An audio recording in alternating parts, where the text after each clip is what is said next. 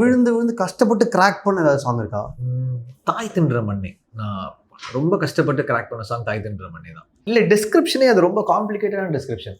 ஒரு தமிழ் அரசர் இத்தனை வருஷம் கழிச்சு அவர் இத்தனை வருஷம் வாழ்ந்துட்டு இருக்காரு, சூப்பர் பவர்.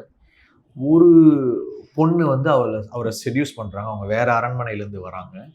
அவங்க தெலுங்குல பாடுவாங்க, இவர் தமிழில் பாடுவார். ஸோ இதில் ஒரு பெயின் இருக்கணும், இவர்கிட்ட லஸ்ட் இருக்கணும், இவர் செடியூஸ் பண்ணுவார், இவர் வந்து பெயினில் இருப்பார். ஸோ நான் டியூனை நான் எப்படி அலைன் பண்ணணும்?